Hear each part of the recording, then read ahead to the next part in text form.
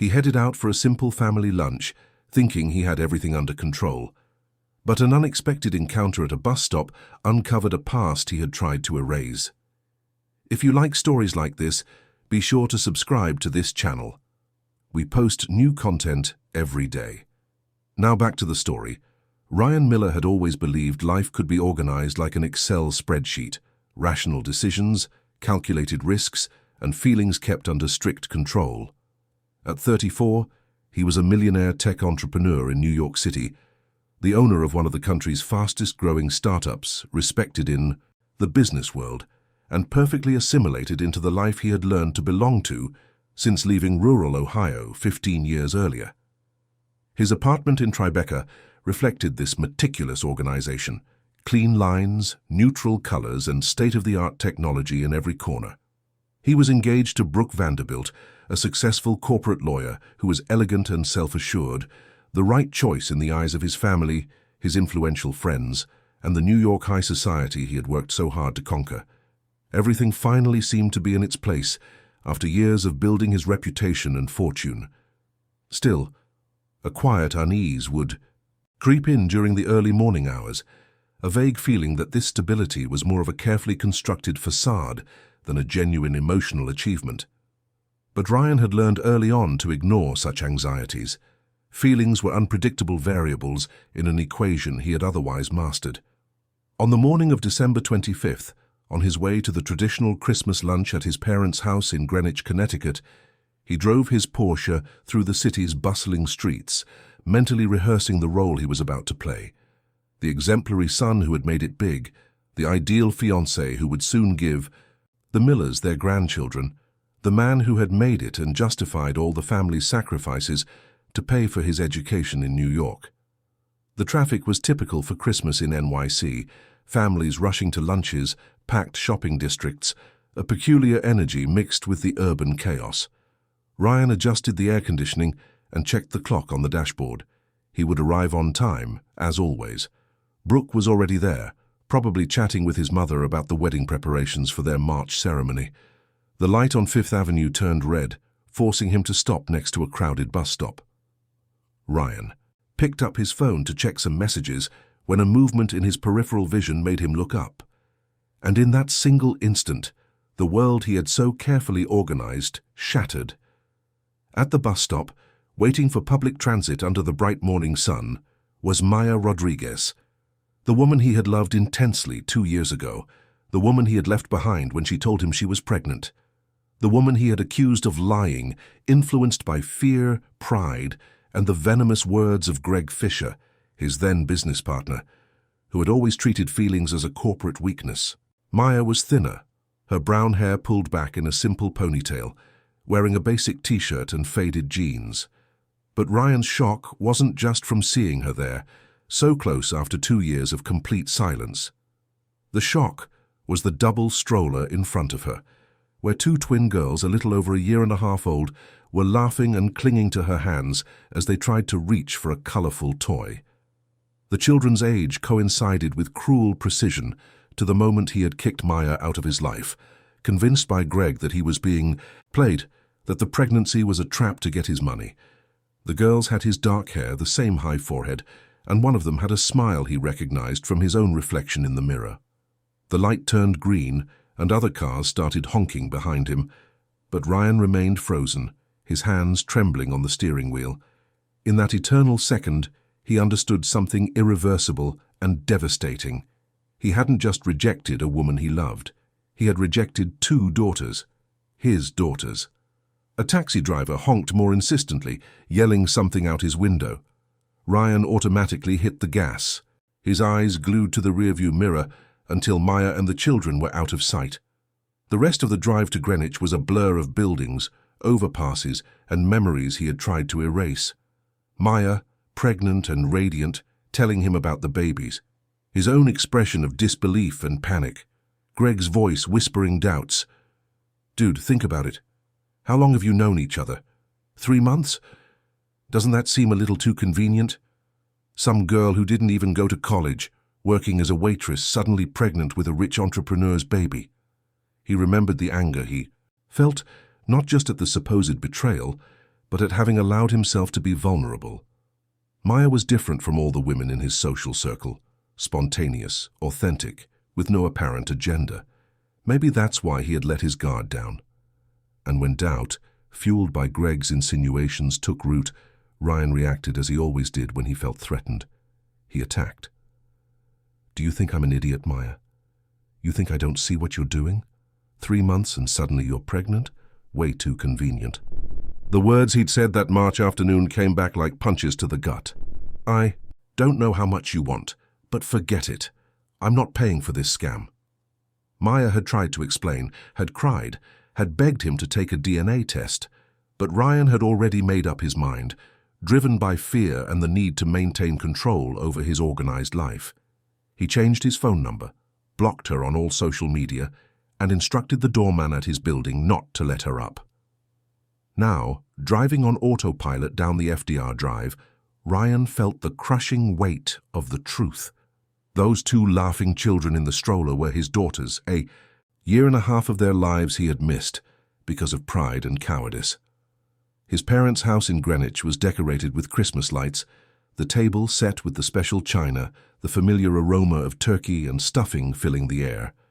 His mom, Lauren, greeted him with her usual warmth, asking about Brooke, the wedding preparations, and when they would give her grandchildren.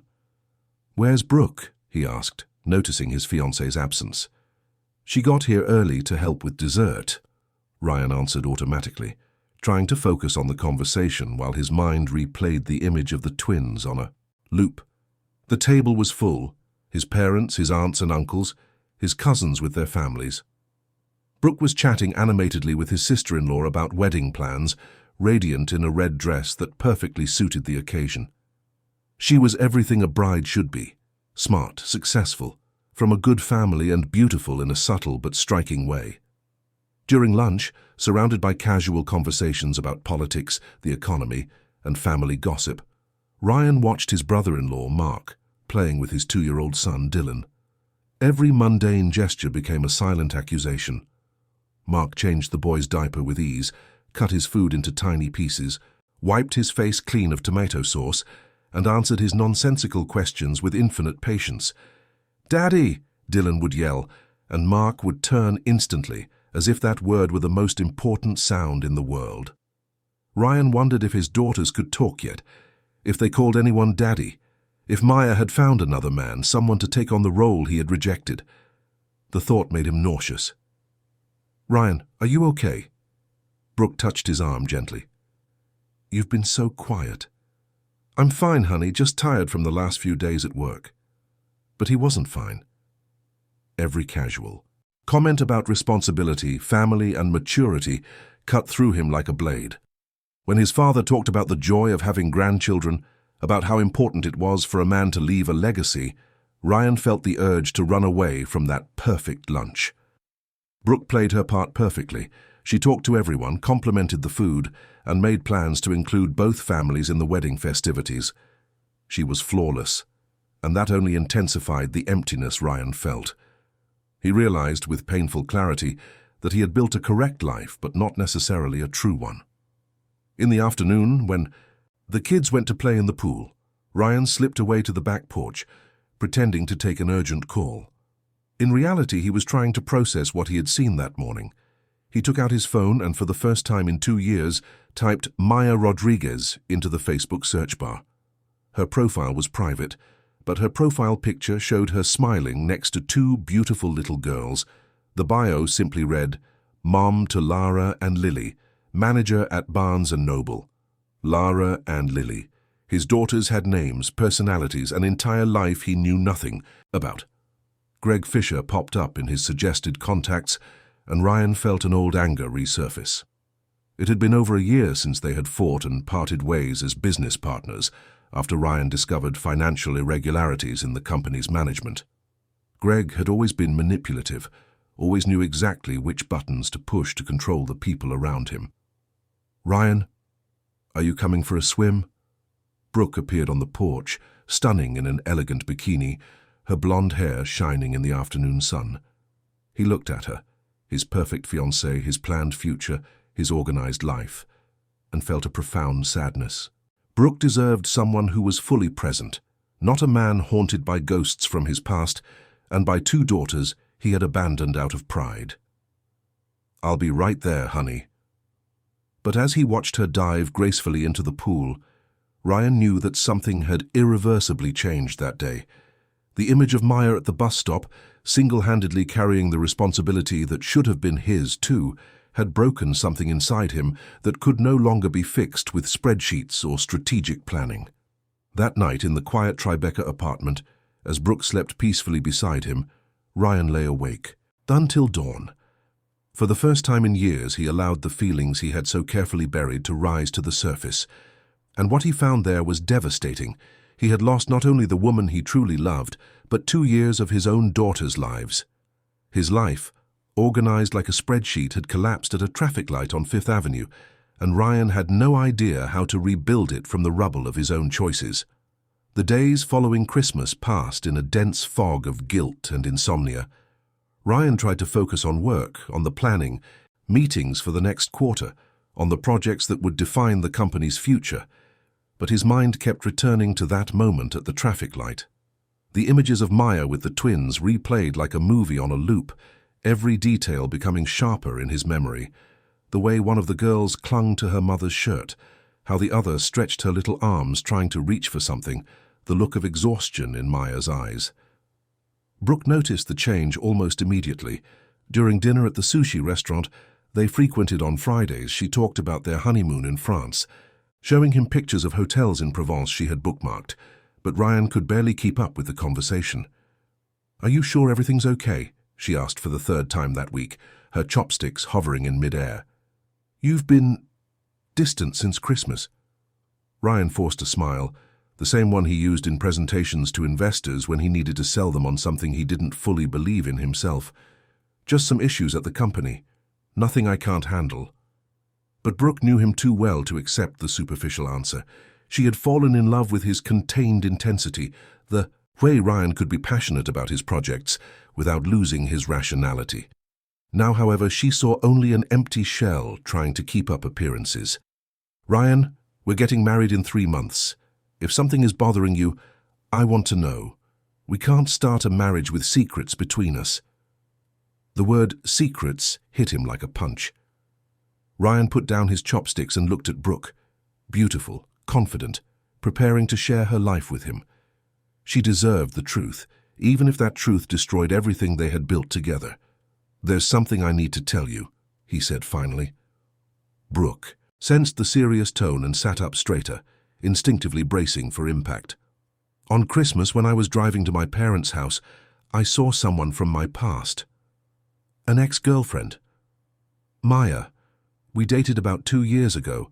It was brief, but—" Ryan paused, searching for the right words for something that had no proper name. "It was intense." Brooke nodded slowly. She knew Ryan had other relationships before her. That was never an issue. But something in his expression suggested this story was different. "And? She was with 2 kids, twins, about 1.5 years old." The silence stretched between them as Brooke processed the information. She was a lawyer, used to reading between the lines and connecting the dots. The math was simple and devastating. "Are they yours?" The question came out as barely a whisper. Ryan closed his eyes and nodded. "I think so. Actually, I'm sure of it." "What do you mean you think? What do you mean you're sure?" Brooke's voice rose a notch, drawing glances from nearby tables. Ryan took a deep breath and told her everything. The pregnancy Maya had announced, Greg's influence planting doubts about her intentions, his own reaction of rejection and fear, the cruel way he had cut off all contact. As he spoke, he watched Brooke's face transform, first surprise, then pain, and finally a look of profound disappointment he had never seen before. "You have 2 daughters you've never met." It was a statement, not a question. "Yes." "And you still have feelings for this woman?" Ryan hesitated. That was the hardest part to admit, even to himself. "I don't know. Maybe. What I do know is that I can't stop thinking about them. The girls. Everything I've lost." Brooke placed her napkin on the table with controlled movements, as if executing an emergency protocol. I need some time to process this. Brooke, No. She held up a hand, cutting him off. Not now. This is huge, Ryan. Much bigger than issues at the company. They left the restaurant in silence, and Ryan dropped her off at her apartment in the West Village. Without trying to force a conversation they both knew would be premature. Brooke needed space, and he needed to figure out what he really wanted to do with the information he had discovered. The next morning, a rainy January Saturday, Ryan woke up with a clarity he hadn't felt in days. He picked up his phone and did something he had avoided for 2 years. He dialed the number of the Barnes & Noble where Maya worked. Barnes & Noble, good morning. The familiar voice made his heart race. Maya, it's Ryan. The silence on the other end of the line stretched for long seconds. Ryan could hear the bookstore's background noise, customers chatting, soft ambient music. Ryan? Her voice was different, more mature, more tired. What do you want? I saw you, on Christmas, at the bus stop on 5th Avenue. Another silence, this one heavier with tension. And? The girls, are they what, Ryan? Yours? You believe me now? The anger in Maya's voice was sharp, built up over 2 years of abandonment and humiliation. I want to talk, in person, please. No. Maya, I know I screwed everything up. I know I have no right to ask for anything, but... You're right, you don't. You called me a liar, a gold digger. You said I was trying to scam you. You changed your number, blocked me on everything, and told the doorman at your building not to let me up. And now, 2 years later, you want to talk? Each word was a precise accusation, an inventory of his own cruelty. I was wrong, completely wrong. Being wrong is forgetting to buy milk. What you did was abandon 2 children. Ryan felt the impact of those words like a punch to the gut. Let me explain, I don't want your explanation, Ryan. I don't need it anymore. The girls and I are fine. We've survived without you this long. We'll keep surviving. The call ended, leaving Ryan listening to the dial tone as the rain beat against the windows of his empty apartment. Over the next week, he tried calling a few more times, but Maya didn't answer. He sent texts that went unread. With each failed attempt, the reality became clearer. He had forfeited his right to be a father the moment he chose suspicion over trust. Brooke called on Thursday night, her voice as formal as if she were negotiating a contract. Can we talk? At my apartment. When Ryan arrived, he found Brooke impeccably dressed, her makeup perfect, her posture erect. But there was something different in her eyes, a determination he recognized from the most tense meetings at her law firm. I've thought a lot about our conversation, she began before he even sat down, and I've come to a few conclusions. Ryan nodded, bracing himself for what was coming. First, you were honest with me, and I appreciate that. Second, you're in love with someone else, and that's not your fault or mine. Brooke, I don't know if... Let me finish. Her voice was firm, but not angry. Third, you have 2 daughters you don't know, and that's something that will haunt you for the rest of your life if you don't fix it. And fourth, she paused, taking a deep breath. I deserve someone who is completely present in our relationship, not torn between the present and the ghosts of the past. Ryan felt the floor disappear from under him, even though he knew this conversation was inevitable. You're ending our engagement. We are ending our engagement, she corrected, because we both know it would be a sham to continue. I love you, Ryan, but not enough to compete with a story you never resolved. Brooke took off the engagement ring, a 2-carat solitaire Ryan had carefully chosen 6 months earlier, and placed it on the coffee table between them. I'm not going to pretend this doesn't hurt. It hurts a lot. But it hurts more to know that you'd be thinking about them at our wedding, on our honeymoon, when we were having our own children. Ryan picked up the ring, feeling the cold weight of the metal and of his own choices.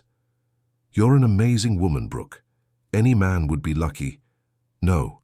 She shook her head. I don't want condolences. I want you to go find them.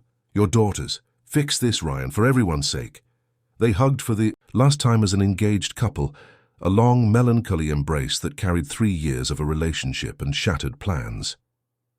"You're going to be a good father," Brooke whispered in his ear, "when you finally get the chance." Ryan left Brooke's apartment and drove through the streets of New York with no destination in mind. The city pulsed around him at night, crowded bars, laughing people, couples walking hand in hand, families leaving movie theaters. Life was happening in every direction, while his was being rebuilt from pieces. He stopped at a bar near the East Village and ordered a beer, trying to sort through his thoughts. He had lost his fiancée, his planned life, his sense of control, but for the first time in years, Ryan felt honest with himself. The last few days had been devastating, but also liberating. He no longer had to pretend to be happy in a life he had built more out of social obligation than emotional choice. The bartender, a man in his 50s with a fatherly air, noticed his downcast expression. "Woman troubles?" Ryan laughed ironically. "3 of them, actually. Oh man, that's when it gets really complicated." If only you knew, Ryan thought. If only you knew that 2 of those women were his 1.5-year-old daughters, whom he had abandoned out of pride and fear. He finished his beer and decided it was time to stop running. Maya had rejected his calls and texts, but that didn't mean he should give up. His daughters and the realization that they were truly his daughters no longer needed scientific confirmation. He just had to see them to know. Deserved at least an attempt at amends. On the way home, Ryan passed the old company headquarters, the building where he had met Greg and where he had made the worst decisions of his life. He remembered the conversation that had destroyed his relationship with Maya, the poisonous insinuations he had chosen to believe because they offered an easy way out of responsibility. Greg had always been jealous of Ryan's success, had always tried to control him through psychological manipulation, and Ryan had fallen into the trap, allowing the fear of being deceived to override his intuition about Maya's character. Now, driving down the FDR Drive in the quiet of the early morning, Ryan finally understood that he had lost Maya and his daughters not by accident, but by choice. A cowardly choice, influenced by a man who never had his best interests at heart. The question that remained was whether there was still time to make different choices, whether Maya would give him a second chance, not as a boyfriend, but as a father, and whether he would be able to deserve that second chance after 2 years of absence and abandonment. The empty apartment greeted him with its familiar silence, but this time Ryan didn't feel the usual comfort of order and control. He only felt the emptiness of a life built on false foundations and the urgent need to start over on more solid ground, even if it meant starting from scratch, with no guarantees of forgiveness or success. Ryan spent 2 weeks planning how to approach Maya again.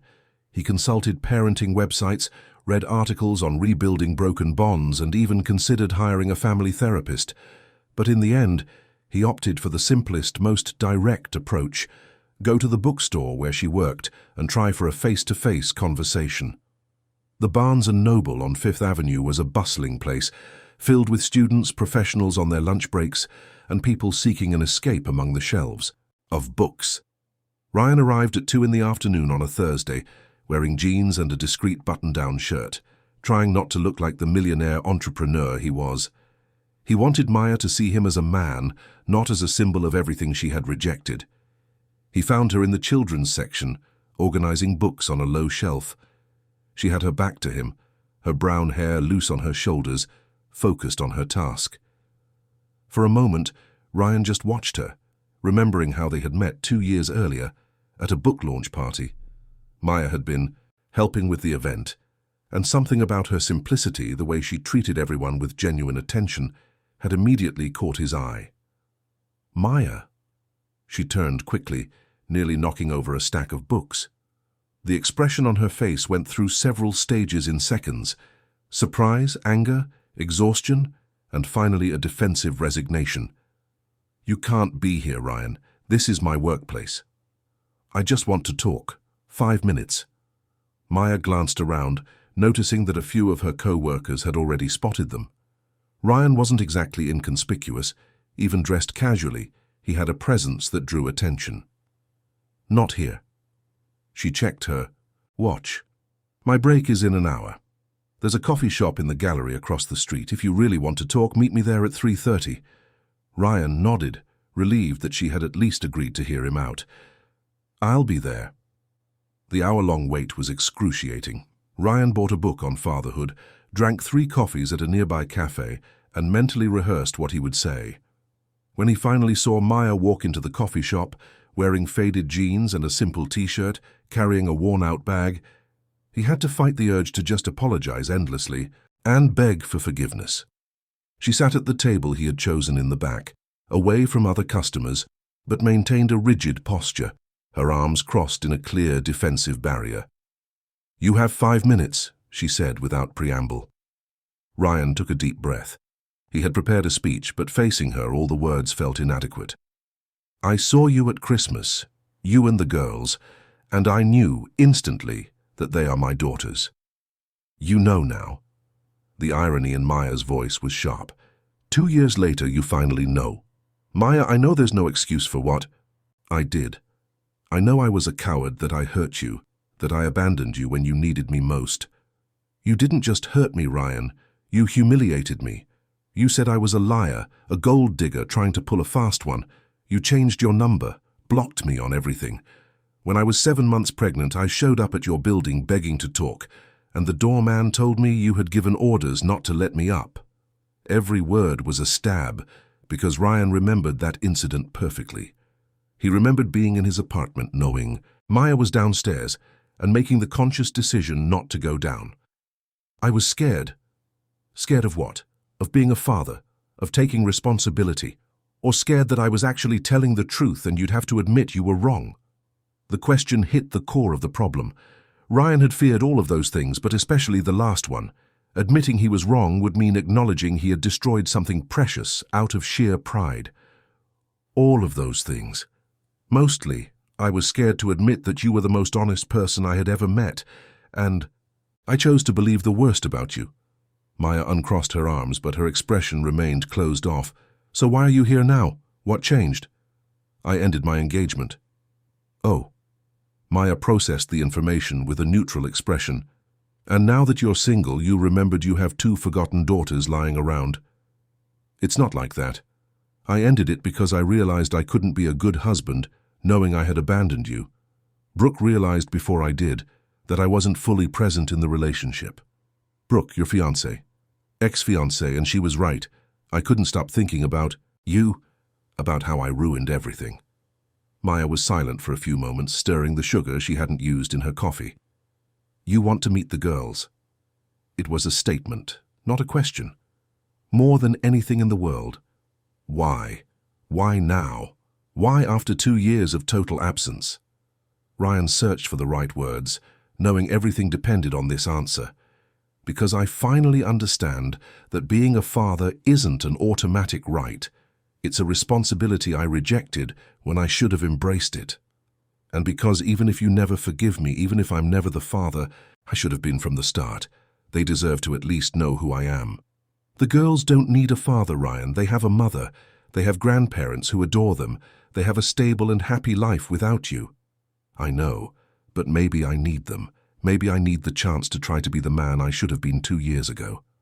Maya studied him for a long moment, searching for signs of manipulation or ulterior motives. Ryan forced himself to maintain eye contact, letting her see all the vulnerability and regret he had been holding in. If I let you meet them, she said finally, it will be on my terms, at my pace, when I think it's appropriate. And if at any point I feel you're harming them in any way, you disappear from their lives forever. Understood? Ryan nodded immediately. Completely. I don't want your money. I don't need your financial help. I've been managing just fine on my own for 2 years. I know you have. But they're my daughters too, and I want to contribute. No. Maya was firm. If you really want to meet the girls, it has to be about them, not about your guilt or your need to feel better about yourself. Money can't buy fatherhood, Ryan. You're right. I'm sorry. Maya checked her watch and sighed.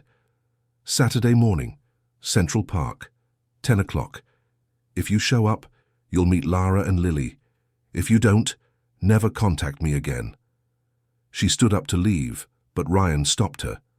"Maya, what are they like? The girls?"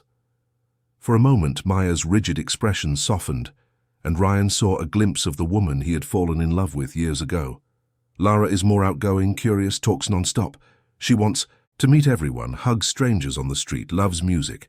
Lily is more observant, cautious, but she has an incredible sense of humor.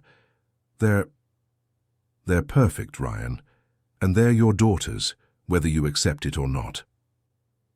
After Maya left, Ryan stayed in the coffee shop for another hour, trying to process the conversation. She had agreed to a meeting, but had made it clear it was a test, a single chance to prove he deserved to be in his daughters' lives. The rest of the week passed in a mix of anxiety and preparation. Ryan researched playgrounds, bought a book on the development of 1.5-year-olds, and tried to imagine what it would be like to see his daughters for the first time. He even went to a toy store, but backed out. Maya had been clear about not wanting his gifts. On Friday night, he called his mother. "Mom, can I ask you a question?" "Of course, honey, what is it?" "What was I like when I was 1.5? What did I like to do?" Lauren laughed on the other end of the line. "Wow, that's a specific question. Let me think. You were very curious, got into everything, asked a million questions a day. You loved it when your father read you stories before bed, and you were stubborn as a mule. If you decided you wanted something, you never gave up." Ryan smiled sadly. Maybe his daughters had inherited that stubbornness. "Why the question, honey?" Ryan hesitated.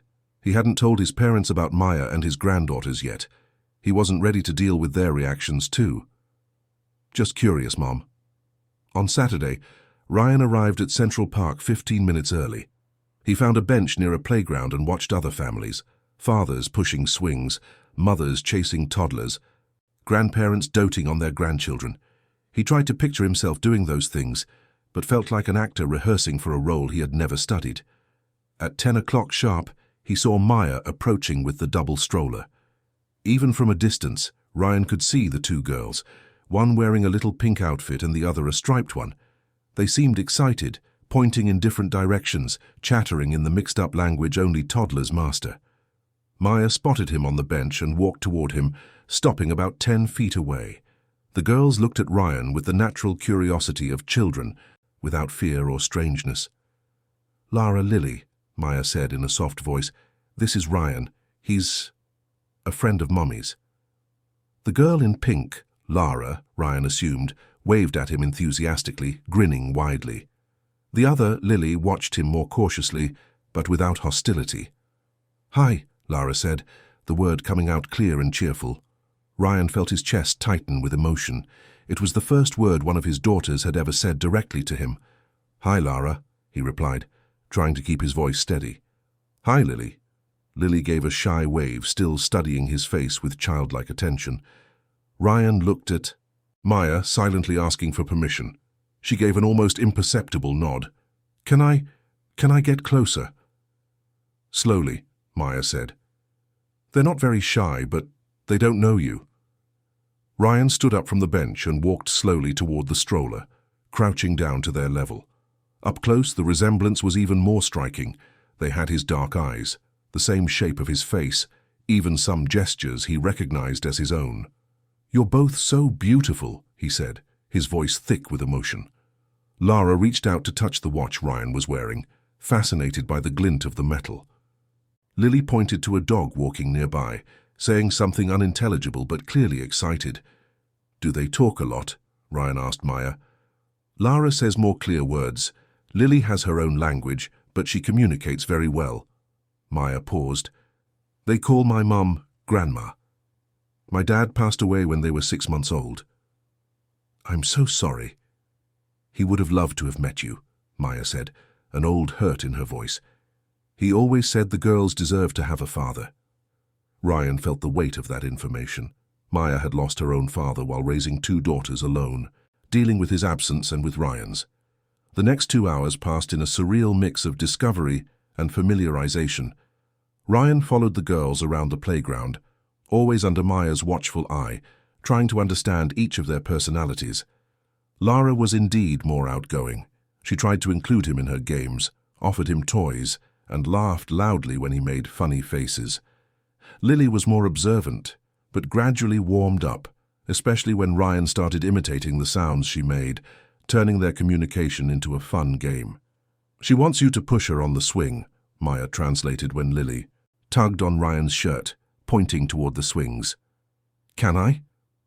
Maya nodded, and for the first time Ryan experienced the feeling of pushing his daughter on a swing, listening to her genuine laughter. It was such a simple, everyday moment for other parents, but for him it represented an entire universe of lost possibilities, and maybe, just maybe, a few that could still be won. When it was time to leave, Lara waved goodbye to Ryan cheerfully, but Lily turned in the stroller and kept looking at him as Maya walked away. It was as if she were trying to memorize his face, storing the information for later processing. "Can I see them again?" Ryan asked Maya before she was completely gone. Maya studied him for a moment, as if trying to read his sincerity in his expression. "I'll think about it," she said finally. "If I decide yes, I'll call you." And then they were gone, leaving Ryan alone in the park, surrounded by other families, trying to process the most intense and overwhelming experience of his adult life. He had met his daughters. They had laughed for him, played with him, and accepted his presence with the natural generosity of children. Now all that was left was to find out if Maya would give him a second chance, to prove he could be more than just a handsome stranger who showed up at the park on a Saturday morning. Maya called 3 days after their meeting in the park, her voice cautious but not hostile. "The girls have asked about the man with the watch twice since Saturday," she said without preamble. "Lara especially." Ryan's heart leaped. They had remembered him. Is that good?" "It means you can see them again, but with conditions." "Any conditions?" "First, I will supervise all visits. Second, they will always be in public places. Third, if you miss a single scheduled meeting, there won't be another one. They need consistency, not broken promises." Ryan agreed to all the conditions immediately. They arranged for weekly meetings, always on Saturday mornings, at different spots around New York City: parks, the zoo, museums with kids' activities.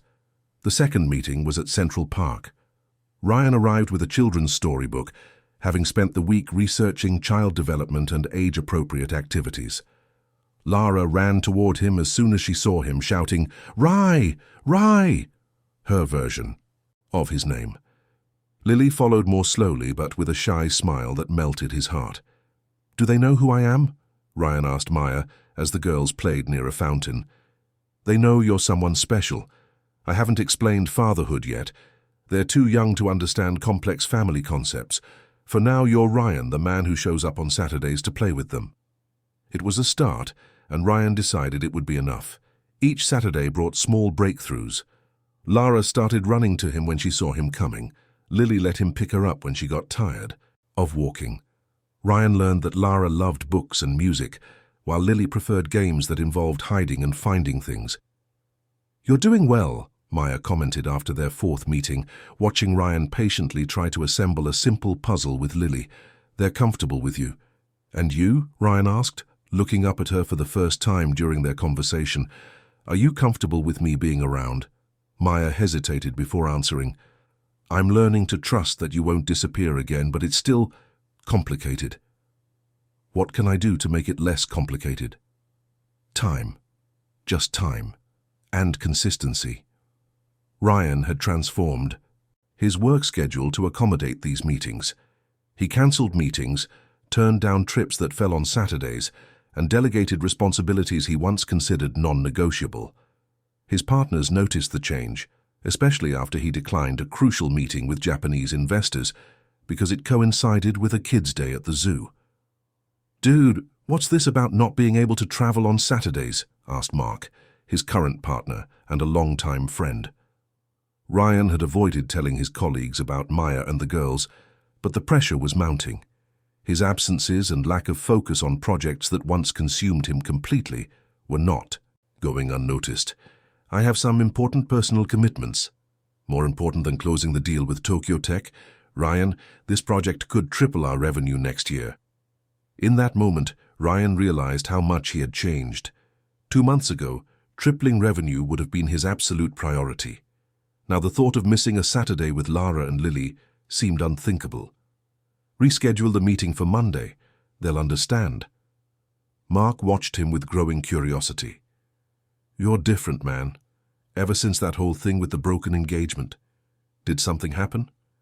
Ryan knew he would eventually have to tell the truth, but he wasn't ready to deal with the reactions and well-intentioned advice from everyone around him. I'm just rethinking my priorities. Rethinking priorities or running from something? The question hit uncomfortably close to home. Ryan was running from something. The fear that the fragile happiness he had found on Saturdays with his daughters could be destroyed by outside forces. That fear became a reality on the Thursday of the 6th week, when Ryan received an unexpected call. Ryan, man, long time no see. The voice of Greg Fisher on the other end of the line made Ryan's stomach turn. They hadn't spoken in over a year, since the fight that had dissolved their partnership. What do you want, Greg? Whoa, so cold. Can't I call an old friend to catch up? You don't call anyone without a reason. What is it? Greg laughed, a calculated, unpleasant sound that Ryan had learned to recognize as a sign of imminent manipulation. All right, I'll get straight to the point. I heard you broke up with Brooke, and I also heard something interesting about your Saturdays in the park. Ryan's blood ran cold. What are you talking about? Ryan, New York is a small town when you have the right connections, especially when the ex you dumped 2 years ago works at a bookstore frequented by people in our circle. If you have something to say, just say it. Easy, man. I'm just worried about you. 2 years ago, I warned you that girl was trying to pull a scam, and luckily you listened to me. Now I find out she's managed to hook you again, this time with the little kids in tow. The anger Ryan felt was visceral and immediate. You don't know what you're talking about. Oh, I do.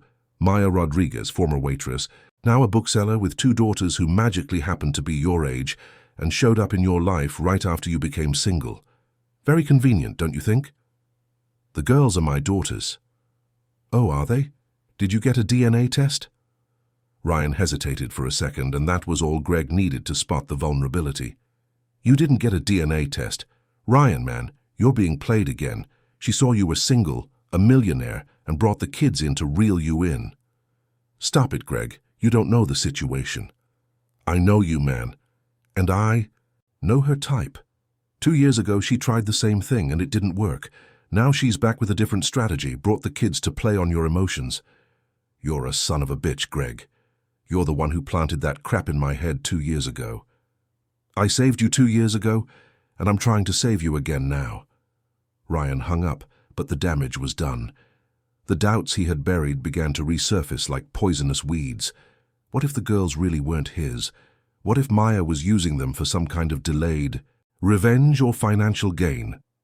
He spent a sleepless night replaying every moment of their meetings over the past 2 months, trying to spot signs of manipulation, calculated gestures, evidence that Maya was playing a part. But all he could remember was the natural way she interacted with the girls, the genuine exhaustion in her eyes, the way she had refused any financial help. On Friday morning, Ryan made a decision.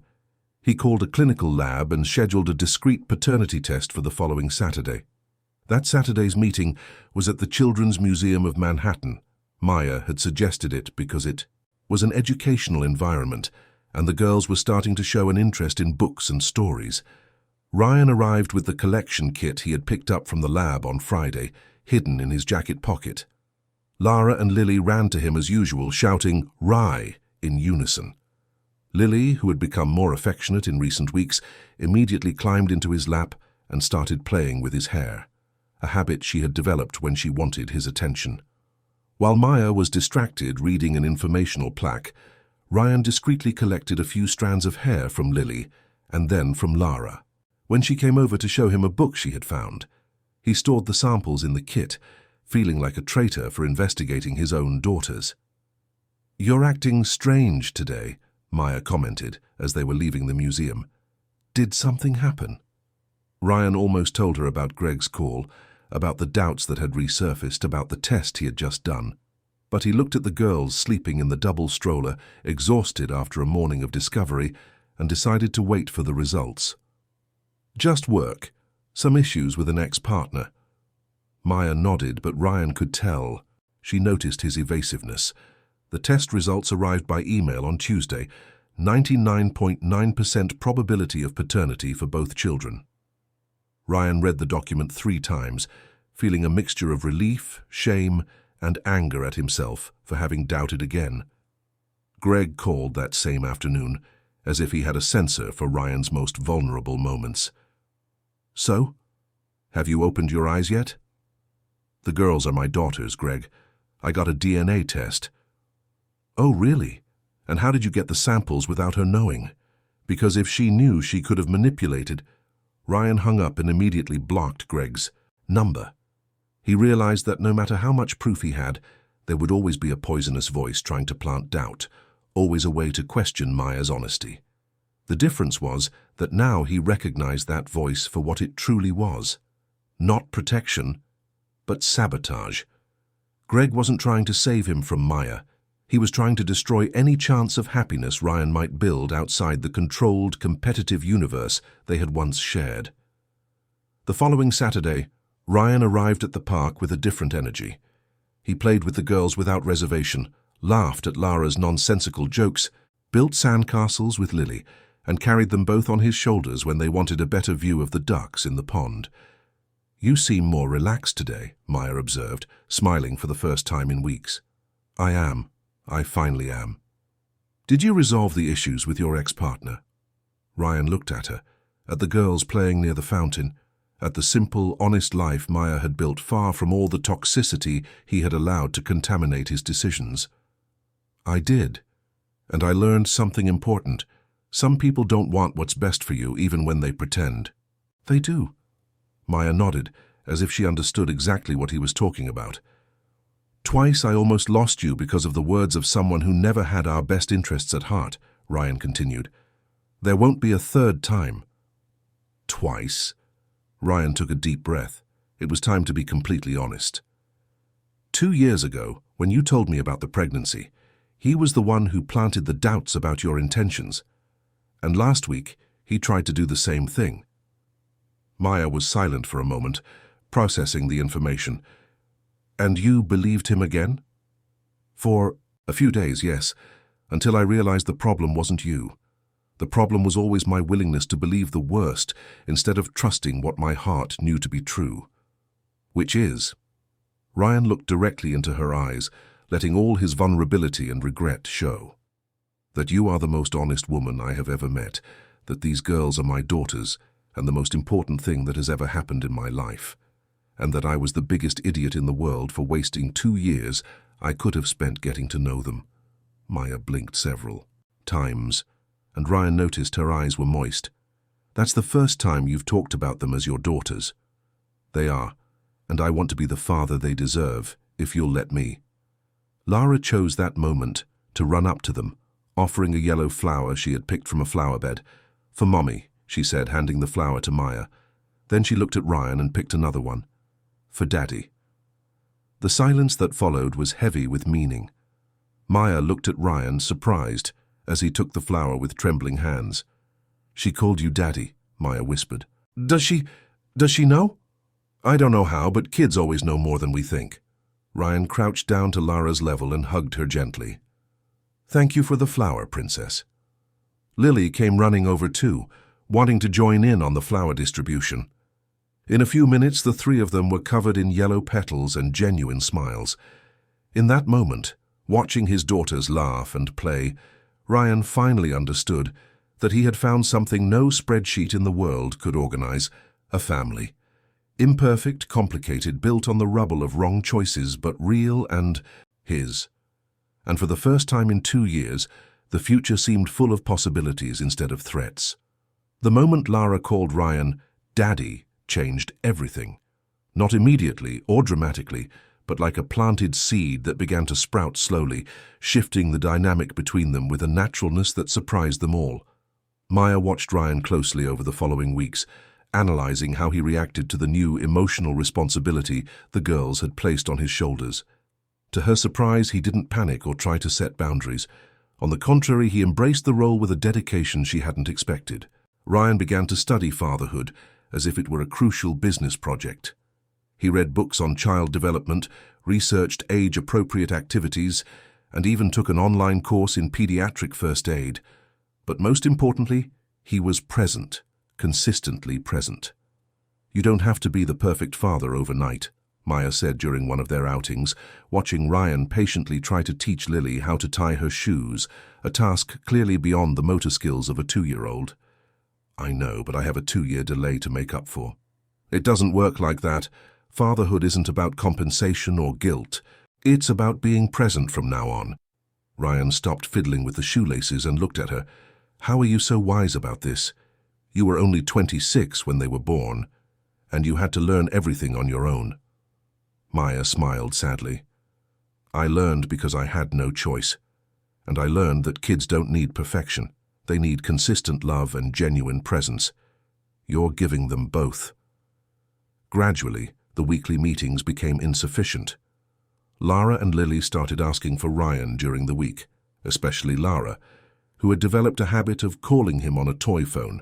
"They want to see you more often," Maya admitted one afternoon after Lily had spent 10 minutes asking where Daddy Rye was. "Can I see them during the week?" "Not at my apartment yet, but maybe shorter visits, an hour after I get off work, before their dinner." Ryan agreed immediately. Those 1-hour visits became sacred to him.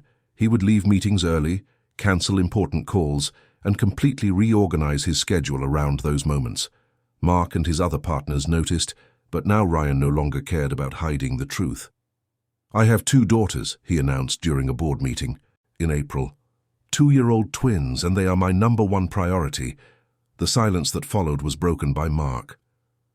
"Dude, when did this happen?" 2 years ago, but I only found out, or rather, only accepted it in January." Ryan told them the whole story. Maya, the pregnancy, his initial rejection, the reunion, the slow process of regaining his daughter's trust. His partners listened in silence, some visibly shocked by the revelation. "So that's why you don't travel on Saturdays anymore," Mark said, connecting the dots. "That and a lot more. You'll all have to get used to the fact that I have family responsibilities now. Is this going to affect your commitment to the company?" Ryan thought about the question for a moment. "It's going to make my commitment more efficient. I won't be staying at the office until midnight anymore because I have nothing better to do at home. I'll work with focus and leave when it's time to be a dad." The shift in perspective brought unexpected results. Ryan became more decisive, more objective, more efficient. Instead of harming his professional performance, fatherhood had refined his priorities in a way he never could have imagined. In May, 3 months after their first meeting in the park, Maya made an unexpected proposal. "The girls want to show you where we live." Ryan's heart raced. Being invited to Maya's apartment represented a whole new level of trust. "Are you sure?" "I am, but with conditions." "Of course.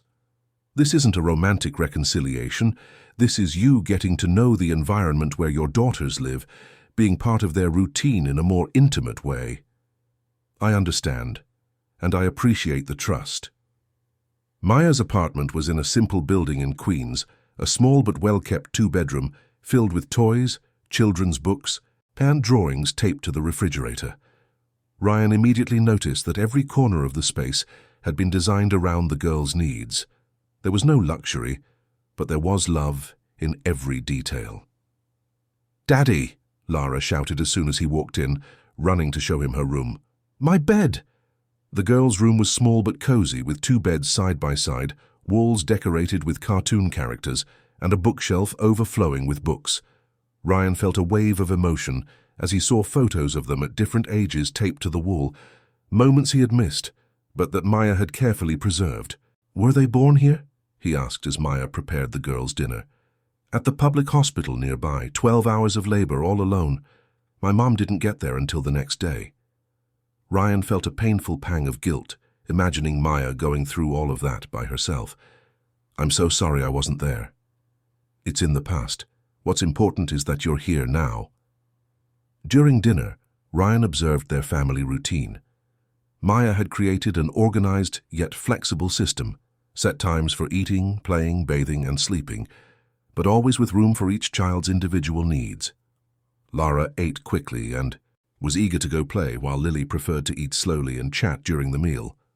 "Do you want to help with their bath?" Maya asked after dinner. "Can I?" "They love playing in the water. Just be careful not to let them slip." Bath time turned into a party. Lara and Lily laughed, splashed water, sang incomprehensible songs, and turned Ryan into a soaked but happy assistant. It was chaotic, loud, and completely different from any experience he had ever had. "Now it's story time before bed," Maya said after the girls were in their pajamas. "Can I read to them?" Maya hesitated for a moment, then nodded. They like stories with different voices for each character. Ryan sat on Lara's bed with Lily in his lap and opened a book about a brave princess and a friendly dragon. He made funny voices, used exaggerated gestures, and changed his tone to build suspense.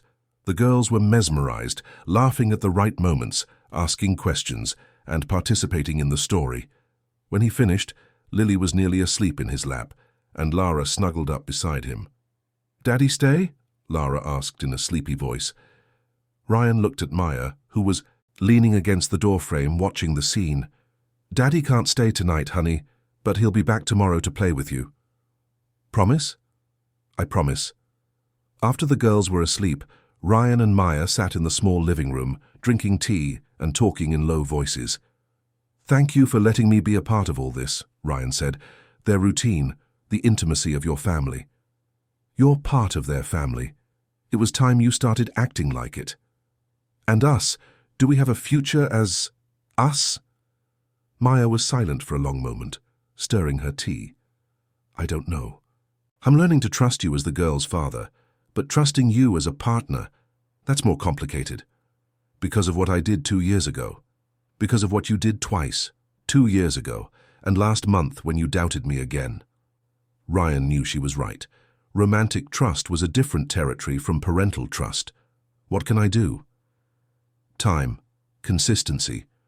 Prove that you've really changed, not that you're just feeling guilty." In the months that followed, Ryan did exactly that.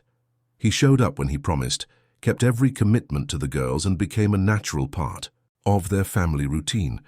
He started spending entire afternoons at the Queen's apartment, helping with chores, playing at the building's playground, and taking the girls to the nearby mall. In July, Maya made a suggestion that changed everything. "The girls are turning 2 in August. What kind of party do you want to have for them?" The question caught Ryan off guard. It was the first time Maya had automatically included him in a major decision about their daughters. "You want me to help plan it?" "I want us to plan it together, as parents." Planning the party became a joint project that brought them closer in unexpected ways. They discussed themes, guests, food, decorations, and gifts. Ryan discovered that Maya had simple but refined taste and knew exactly what the girls would love without going over budget. "I'll pay for the party," Ryan offered. "You don't have to. I can pay my share." "Maya, they're my daughters too. Let me contribute." She looked at him for a moment, weighing the intentions behind his offer. "Okay, but we split the decisions too. No paying for everything and then trying to call all the shots." The party took place in the community room of Maya's building, decorated with the princesses and dragons theme the girls had chosen. Ryan invited his parents, who finally met their granddaughters, and a few close friends. Maya invited her mother and some co-workers. Seeing Lara and Lily running among the guests, laughing, playing, and being celebrated by people who loved them, was one of the most emotional moments of Ryan's life. During the happy birthday song, as the girls blew out the candles together, he realized he had become part of something bigger than himself. "Thank you," he whispered to Maya, as they watched their daughters play with their new toys. "For what?" "For giving me a second chance, for letting me be their father, for building a family even when I wasn't here to help." Maya studied him for a moment, as if making an important decision. "Ryan, can I ask you something?" "Of course. If things get serious between us, as a family, I mean, are you ready for that? To be a dad every day, not just during the fun moments?" Ryan thought about the question, remembering all the sleepless nights he'd had over the past few months, worrying about the girls' future, their education, what it would be like to raise them in New York, the challenges they would face growing up. I'm ready for the tantrums, the illnesses, the worries, the expenses, waking up in the middle of the night, for all of it. It's not about the easy moments, Maya. It's about choosing every single day to be present for them. And for me? The question was heavy with vulnerability. For you too. If you'll let me. Maya moved closer to him, close enough for him to smell the soft perfume she wore. I love you, Ryan. I never stopped. I never loving you. But love isn't enough. I need to know you won't run at the first sign of trouble, that you won't believe anyone who plants doubts about us. I won't. I've learned that some battles are worth fighting, and the three of you are the most important battle of my life. Maya smiled, and Ryan saw something in her eyes he hadn't seen in months. Hope. The girls want you to sleep over tonight. It's their birthday, and they want to wake up with both their parents here. And you? Do you want me to stay? I do. But on the living room couch, Ryan laughed. I accept the terms. That night, after putting the girls to bed with a special birthday story, Ryan and Maya stayed up late in the living room, talking about the past, the hurt, their plans for the girls' future, and the possibilities opening up for them as a family. It's not going to be easy, Maya said. We have a lot of baggage, a lot of pain between us. I know, but the best things in life are never easy, and I'm tired of running from emotional responsibility. And what if we don't? Work out as a couple. We'll work out as parents, and maybe that's enough to start with. Maya leaned in and kissed Ryan for the first time in 2 years. A soft kiss, full of cautious promises and renewed hope. Welcome back, she whispered. Thank you for letting me come back. The next morning, Ryan woke up on the couch with Lara and Lily climbing all over him, shouting, "Daddy, Daddy!" and covering his face with kisses. Maya appeared with coffee and donuts, smiling at the chaotic but love-filled scene. "Good morning, family," she said, and Ryan realized he had finally found where he belonged. It wasn't the luxurious Tribeca apartment, the sleek corporate offices, or the spreadsheet-organized life he had worked so hard to build. It was here, in this simple apartment in Queens, surrounded by scattered toys, drawings on the fridge, and 2 little girls who called him Daddy without reservation. It was beside a woman who had learned to be strong on her own, but was now willing to try being strong together. 6 months later, Ryan sold his Tribeca apartment and moved into a 3-bedroom in Maya's building. 3 months after that, he proposed to Maya, in front of the girls, who clapped as if they understood the moment perfectly. Ryan Miller had learned that life couldn't be organized like a spreadsheet, but he had discovered something much better, that life could be lived like a family, with all the chaos, love, and unpredictability that entailed.